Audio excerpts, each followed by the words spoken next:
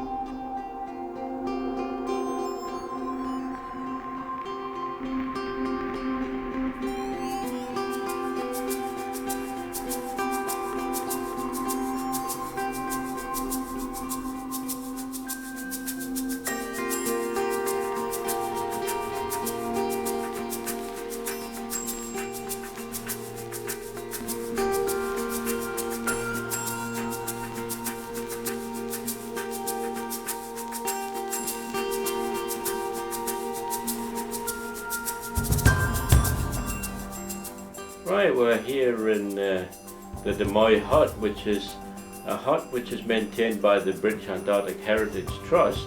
The hut was put here in 1975 and it acted as a transit station for the British Antarctic Survey.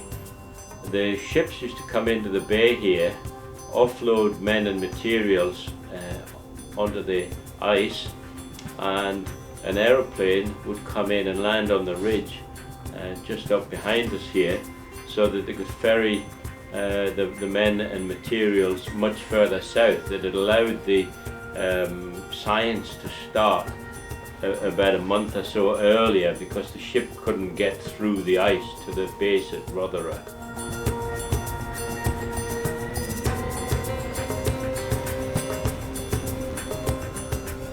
I notice a lot of the things that are laid out on the bunk have been marked with the museum number, so these are original artifacts. We've got the It looks like a Norwegian heavy-duty sweater that was issued, a balaclava and gloves.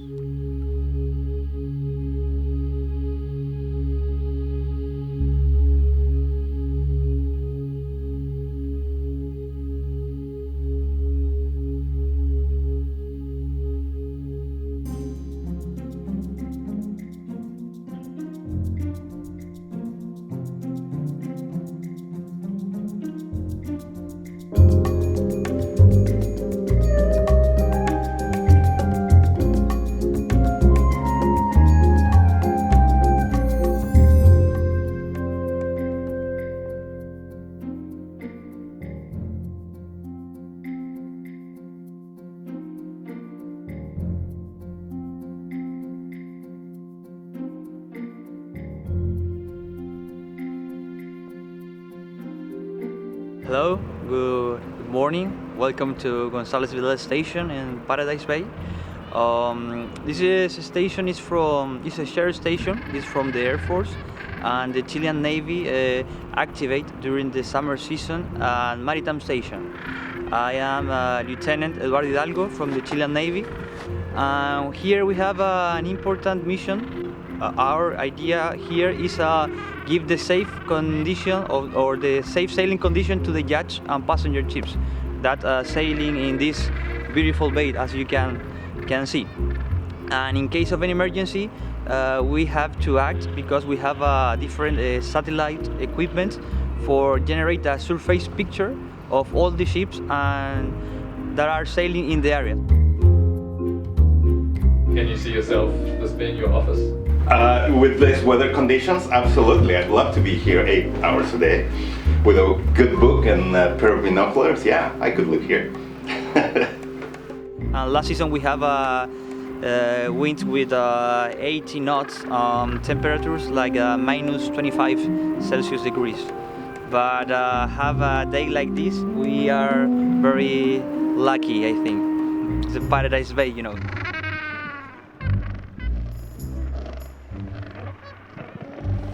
So we are at the González Vidal Station near Paradise Bay, and like every year we're always happy to find a leucistic penguin.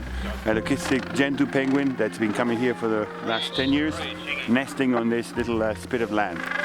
Leucism is a condition in which dark pigments are absent and deficient, so the penguin is not an albino because you can see the pattern and it doesn't have a red eye. But of course it is very different and it stands out from the crowd. It's always nice to see they are here and they breed normally and the other penguins don't seem to bother about them.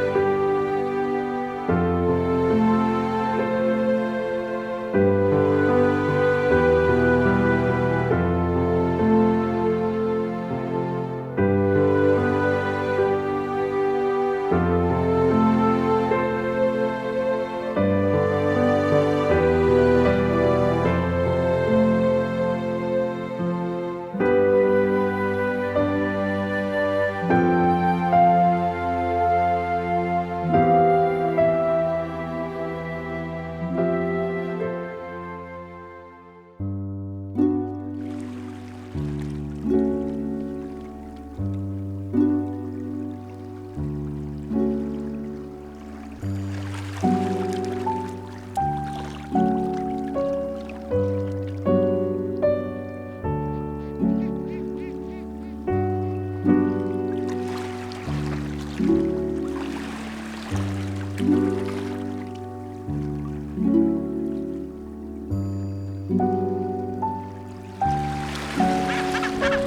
here we are on Half Moon Island, finally getting ashore here. We tried on the first day, and here we are on our last day getting our chin straps.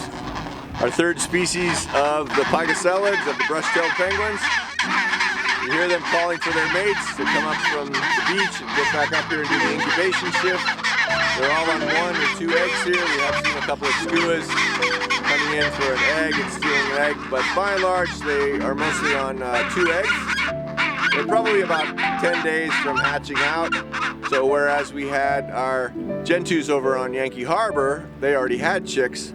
So they're about 2 weeks ahead of the chin straps. Well, this colony is a lot less than it used to be. It's far less dense here going on up the hill. And curiously, a lot less snow as well. You know, you come here 10, 15 years ago and this sort of head sticking up out the snow. Now, a lot less snow and also a lot less birds. You know, these sort of grayer areas used to be dense with nest all over the place. But that doesn't mean it's all lost. They could have high productivity here. They look really good this year. They could have high productivity for several years, come back and reoccupy these sites. And why wouldn't you? Because it's one of the most beautiful places on the planet to be a penguin.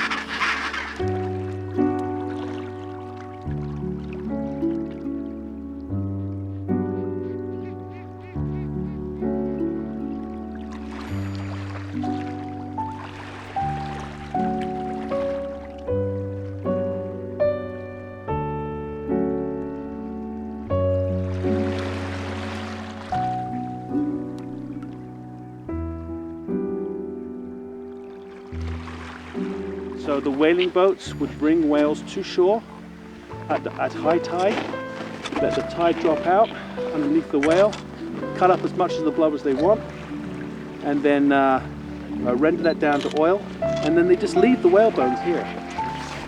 This bone here is your cheekbone, this bone here, and then this here is the ear canal.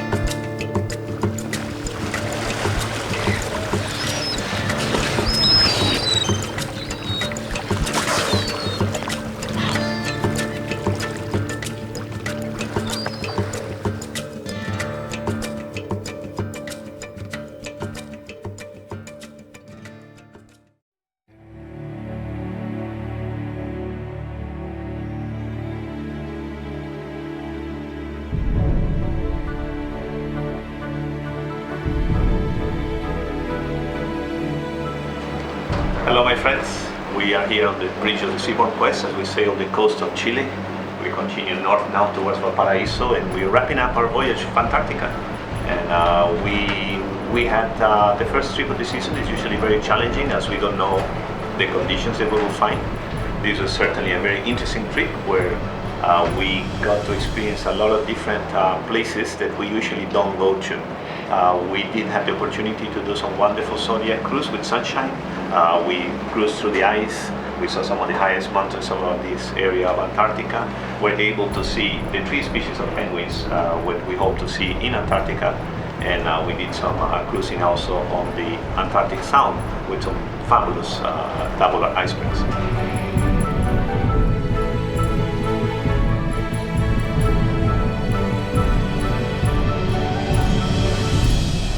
In behalf of the crew, the staff, the officers of the Seabourn Quest, we'd like to thank you very much for having come with us on this fantastic journey, and we hope to see you soon in another one of our trips on board the Seabourn Quest.